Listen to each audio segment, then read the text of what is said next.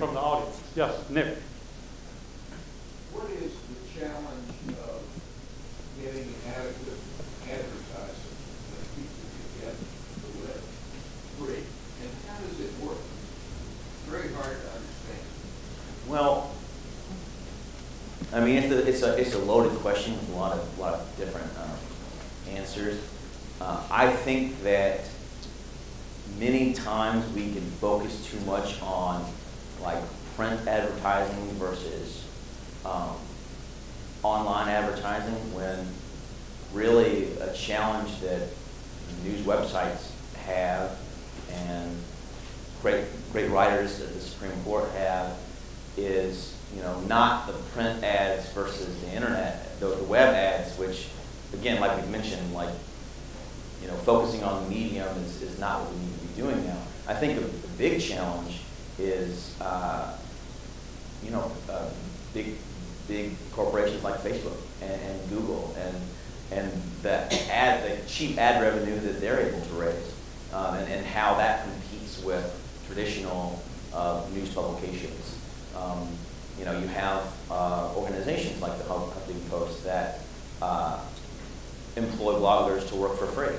And one disadvantage of having so many students that are interested in journalism and heading into the field is that there are many people that are very happy to write for free if they can put the Huffington Post on their resume. And that makes it very challenging for the rest of us that are trying to make a living. Jim? The question is, what is the revenue model? Well, and how much revenue comes from which side? Oh gosh, this is getting way above my pay grade. But if you look online, and this is the most reliable information that I have. If you look online and you do some research, I read a story in 2008, 2009 that talked about how our revenue was about 60-40 online and print, which is pretty good. Print? I believe 60 the print. Yeah, 60 the print. And that's why they do the print edition. Right. Because again, when it's free though, that's another thing to remember is that huge portion of our audience are Hill staffers, and as Charles will tell you, Hill staffers, most of them aren't a year above 23, 24, 25 years old. They're young people, okay? So they're not going to walk around and put quarters into newsstands. That's just not what they're going to do. So we give it away for free.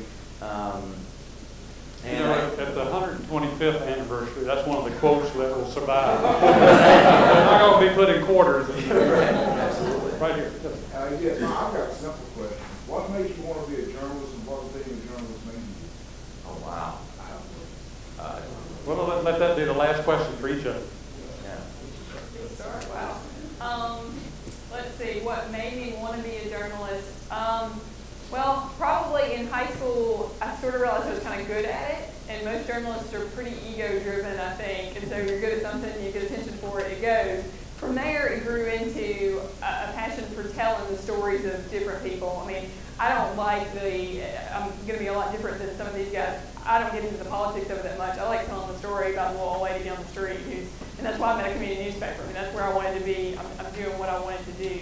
But there are so many stories out there and so many people that have stories that other people need to hear that they can relate to, that's what made me stick with it. I learned about myself early on that first and foremost that I was always going to be a writer. The only question was what I was going to write, and Dr. Norton's in here somewhere. And Dr. Norton explained to me that journalism was a perfect fit for someone who wanted to be a writer. And out of everything I've done since then, it doesn't matter what I'm writing about. I've done courts, I've done crime, I'm doing Supreme Court now. What I enjoy is the writing. I'm trying to do books now. I'm actually working on my master's degree in creative nonfiction. So I'm a journalist because it allows me to write every day. Now I'm trying to slow down on the everyday part. Because it's a little bit more difficult once you have kids to enjoy writing every day. But what I know first, that's why I'm still in journalism, and no matter what type of writing I'm going to do in the future, it's going to be some form of going out, finding something, telling people about it. That's what journalism is about. That's what I like, and that's why I'll always be doing this in some shape, form, or fashion. Sure. Brian? Well, I'm the son of a radio man, so I've always been, you know, interested in news and entertainment from the moment I could, you know, talk. And I'm also from a family of storytellers, so it's in my DNA. I can't imagine doing anything else. I don't know what form it'll take, and you know, I may not always be a truth teller in a traditional sense. I have friends who are still in school who will ask me, you know, like, what's the path to get a job in this market? And the great news is that there's no path, there's no real set path, and that's what's exciting. You can do what you want, and it's really challenging right now. But I tell people all the time,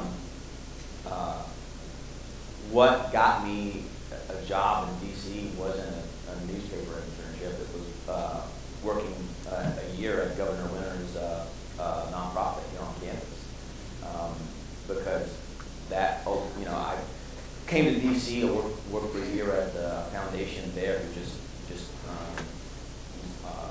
had actually previously employed someone from the William Winters. Who'd worked, Chad White, who worked with William Winters too. We're just so impressed by him that they were willing to give me a look. So I'll always be a truth teller. I'll always be a storyteller. Who knows in what way that will be? But I'm excited to see how. I hope all of you were as impressed as I was, not only by the insights, but the enthusiasm of these young parents. Thank you very much.